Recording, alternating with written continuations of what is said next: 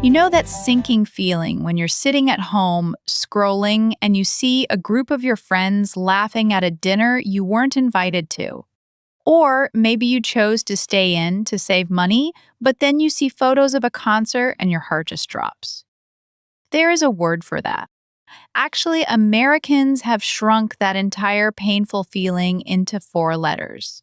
And if you say the full phrase, you actually sound a little bit like a textbook from 2004. Wait, really? Because I say the full phrase all the time. I tell my friends, sorry, I'm having a strong fear of missing out right now.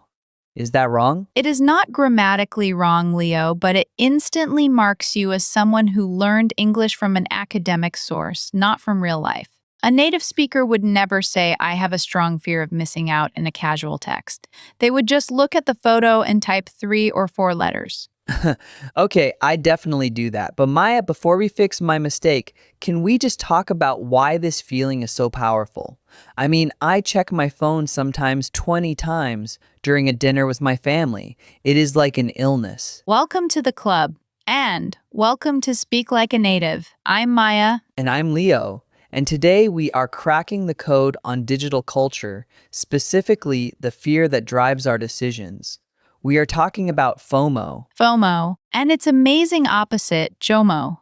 But we are not just going to teach you the words, we are going to teach you the unspoken cultural rules. Because if you understand the psychology behind these words, you will connect with Americans on a much deeper level.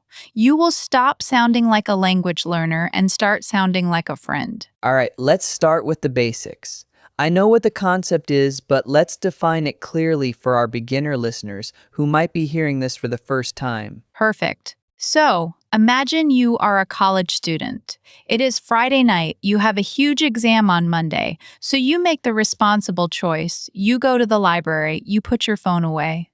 But at 10 p.m., you take a break and open Instagram. And there it is.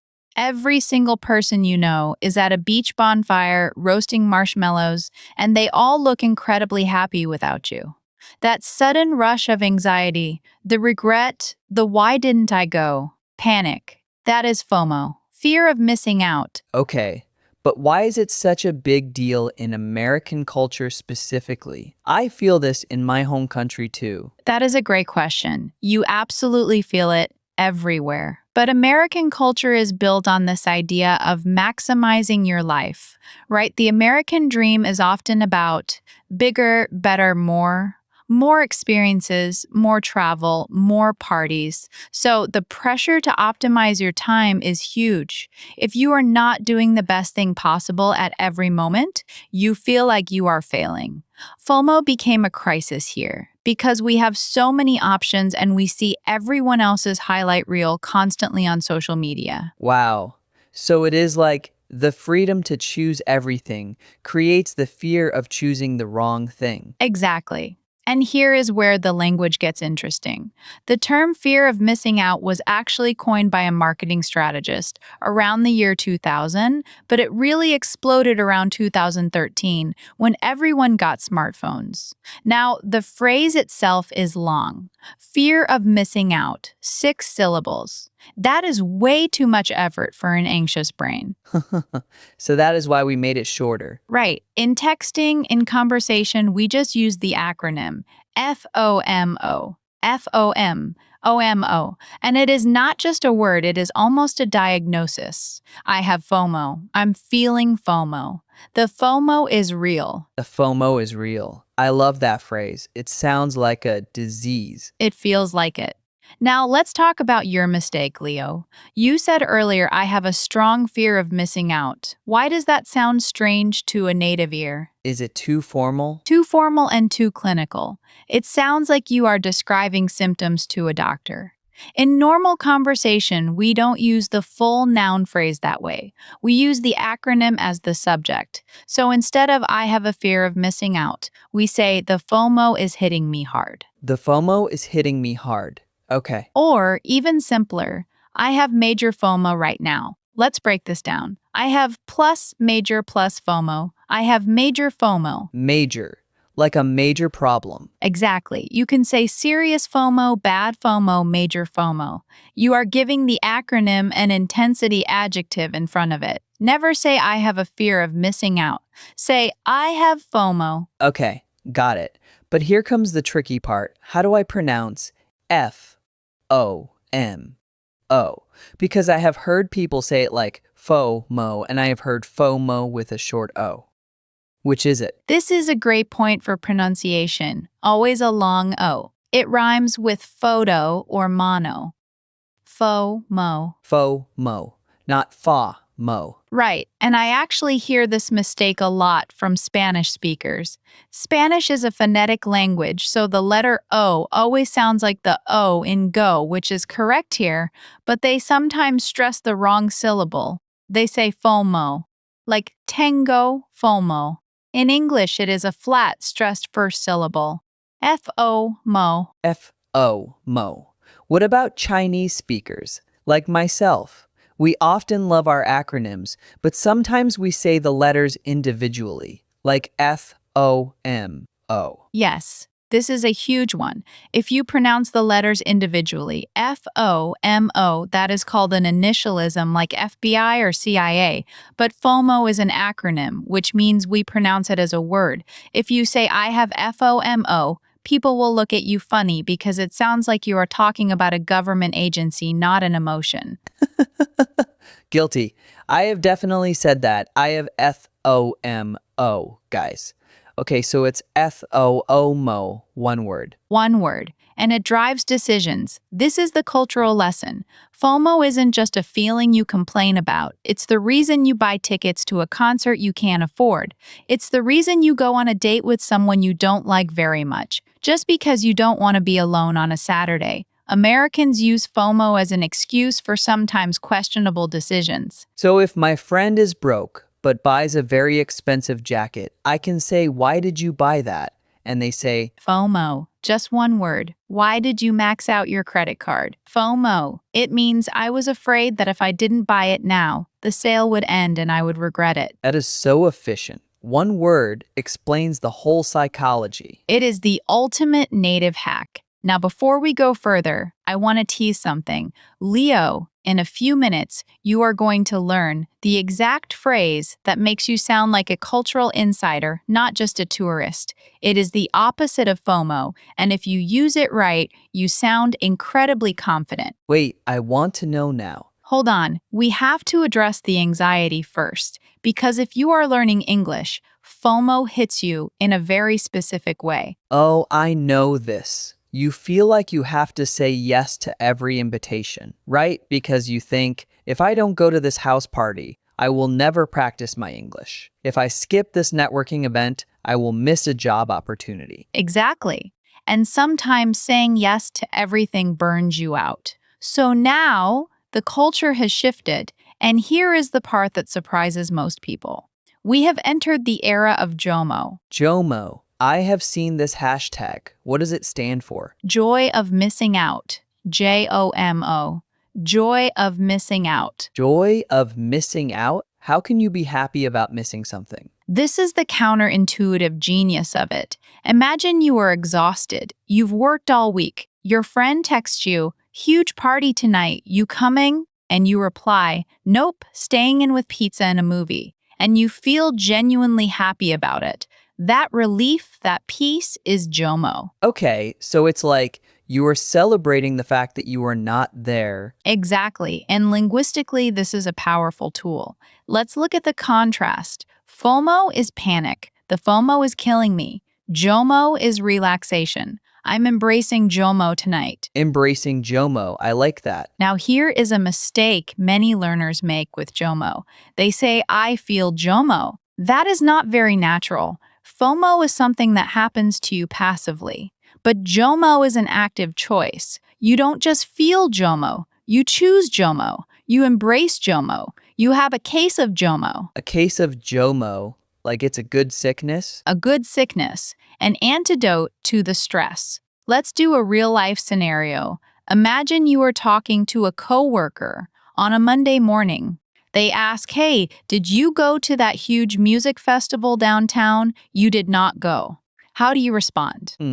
No, I stayed home. That is an answer. But you sound a bit sad. You sound like you lost. Now try it with JOMO. No, I chose JOMO this weekend. Beautiful. Suddenly, you didn't miss out. You won. You had a superior experience. That is the power of the word. It changes the social dynamic. You aren't the loser who didn't go. You are the enlightened person who chose relaxation. I love that. I chose JOMO. It feels powerful. And here is the visual cultural clue. In the past, posting a picture of yourself alone on a Friday night was kind of sad. It meant nobody invited me out. Now, if you post a picture of a candle, a book, and a glass of wine with the caption JOMO, that is a flex. It is saying I'm so cool and successful that I need a break from the world. A flex? You mean showing off? Exactly. Flex is slang for showing off. JOMO is the new flex. It means you are so secure in yourself that you don't need to be at the party to prove your worth. So it is a status symbol. High status. And that is why, knowing these two words, FOMO and JOMO, gives you access to modern American conversation. Let's practice a quick dialogue to lock this in.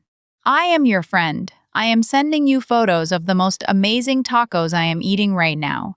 You are at home sweeping the floor. Okay, I'm sweeping. Leo, you should be here. These tacos are life-changing. Maya. The FOMO is real right now. Send me one? Nope, you missed out. Okay. Well, actually, I was just about to turn on a movie, and I'm kind of embracing JOMO right now, so enjoy your tacos. Perfect. Did everyone hear that transition? Leo started with the FOMO is real, then as a coping mechanism, he shifted to I'm embracing JOMO. That is a completely natural American conversation. All right, that felt good. But I want to dig deeper into the pronunciation of JOMO. I keep hearing a Y sound in there.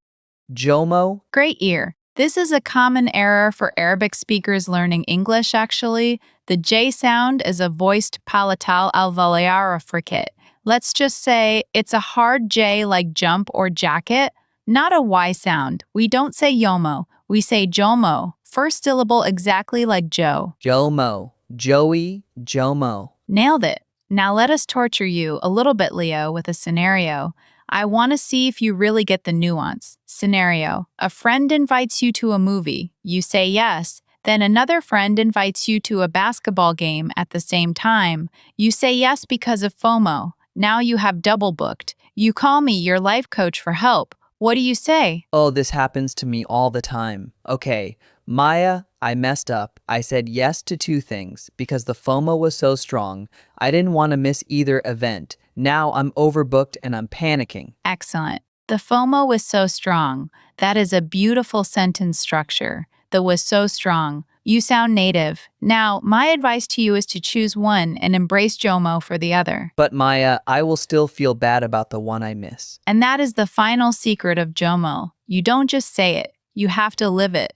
You take a picture of your great time at the game and you send a text to the movie friend saying, "Sorry I missed it, send me pics, I hope it was great." That is acknowledgement, but you also post later, "Had a blast at the game, going home to recharge, JOMO activated." JOMO activated. It's about controlling the narrative. Language is power. Now, let's do a listener challenge. I am going to describe a situation. Listeners, and you, Leo, you have to shout out whether this is FOMO or JOMO. Okay, I'm ready. Situation 1. You are sick in bed, coughing. Actually, maybe that's me, but you see your classmates celebrating at a graduation dinner. FOMO, 100%. That is classic FOMO. You are stuck and they are living their best lives. Correct. Situation 2. It is Black Friday. Everyone is at the mall fighting over televisions. You are at home sipping coffee in silence. That should be JOMO, but knowing me, I would still be online shopping.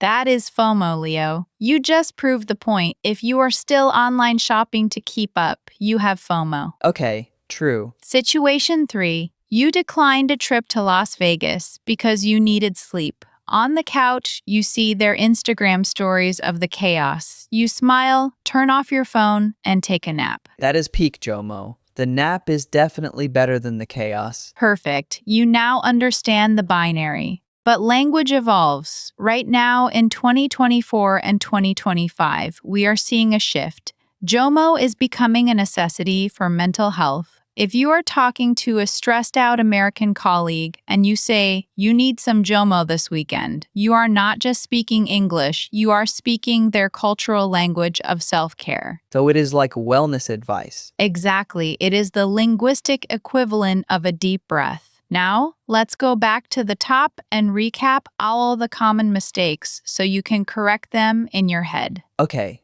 recap time. Mistake number 1, using the full phrase. Right. Don't say, I have a fear of missing out. Say, I have FOMO. Mistake number 2, pronouncing it as letters. Don't say FOMO. Say, FOMO. One word, rhyming with photo. Mistake number 3, saying I feel JOMO as if it is a passive feeling. Yes, make it an active choice. I'm embracing JOMO or I chose JOMO. It sounds much more confident. Mistake number 4, the pronunciation of JOMO, not YOMO, not homo. Hard, J, JOMO, JOMO. Got it. And finally, the cultural mistake, thinking that staying home makes you a loser. Yes. In modern American culture, if you frame it as JOMO, staying home is actually a sign of high emotional intelligence. You are cool, you are secure, and you value rest. I feel like I can conquer the world with these 2 words. And you can.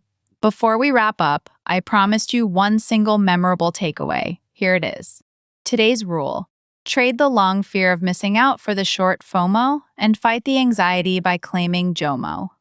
From an anxious victim to a confident chooser just by switching 4 letters. That is powerful. From FOMO to JOMO. Beautifully said. All right, so if you love what we did today, learning the secret language of digital culture, you have to subscribe. We drop episodes like this daily, and there is nothing I love more than taking a complicated cultural thing and breaking it down so you can actually use it tonight, at the bar, at work, or just in a text. Hit that subscribe button. Hit the bell. We are here for your English journey. And as we say, don't let your English textbook give you FOMO. Step into the real world with us. See you next time.